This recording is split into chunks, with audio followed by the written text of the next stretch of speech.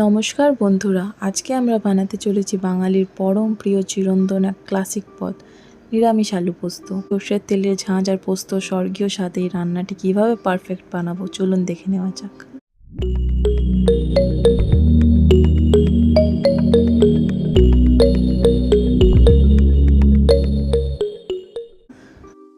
এখানে আমি 4টে মাঝারি সাইজের আলু নিয়ে নিয়েছি। আলুগুলোর ভালোভাবে খোসা ছাড়িয়ে নেব।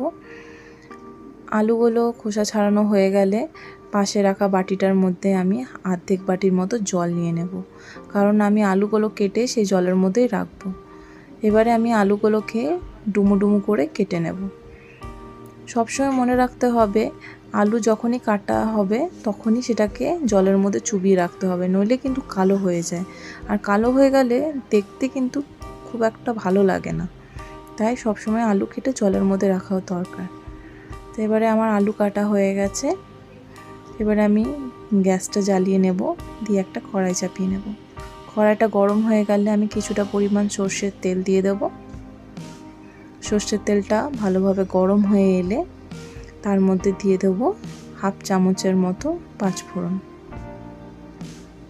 পাঁচফোড়নটা ভাজা হয়ে গেলে এর মধ্যে আমি দিয়ে দেব কেটে রাখা আলুগুলো।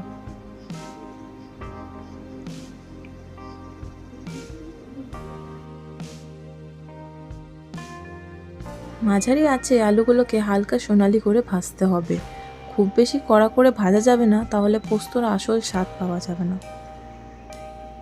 এর মধ্যে এবার আমি দিয়ে দিচ্ছি 4টে কুচিয়ে রাখা কাঁচা লঙ্কা। আপনারা আপনাদের স্বাদ অনুসারে দিতে পারেন। আমাদের ঘরের ঝালটা একটু যেহেতু বেশি খায়, তাই এখানে একটু বেশি কাঁচা লঙ্কা ব্যবহার করলাম। এবার আমি পোস্তর ব্যাটারটা করে নেব। প্রথমেই দিয়ে দিচ্ছি পরিমাণ মতো পোস্ত, 3টে কাঁচা লঙ্কা, সামান্য পরিমাণ লবণ এবং কিছুটা জল। এবার এটাকে মিক্সিতে ঘুরিয়ে নিয়ে আমার ব্যাটার রেডি।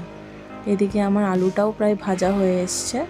আমি এখন এর মধ্যে কিন্তু লবণ ইউজ করিনি। এবার আমি এর মধ্যে দিয়ে দিচ্ছি স্বাদ অনুসারে লবণ। এবারে এটাকে ভালো করে আমি পাইল করে নিচ্ছি। এটা ভালো করে পাইল হয়ে গেলে আমি এখানে দিয়ে দিচ্ছি একটা কেটে রাখা টমেটো। এবার এই টমেটোটা ভালোভাবে মিক্স করে দিয়ে ঢাকা দিয়ে দেবো।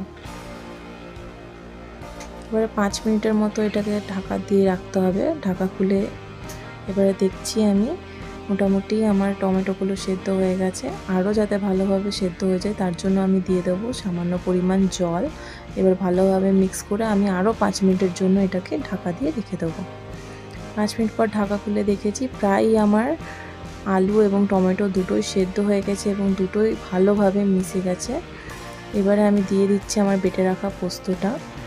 এবারে মিক্সির জারটার মধ্যে সামান্য একটু জল দিয়ে আমি ওই জলটা ওর মধ্যে দিয়ে দিচ্ছি। এবারে এটাকে ভালোভাবে আমি মিক্স করে নিচ্ছি।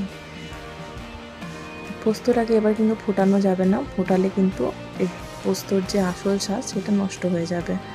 ব্যাস, আমি গ্যাস বন্ধ করে দিলাম। এবারে আমি তরকারিটা বাটির মধ্যে ঢেলে নিচ্ছি।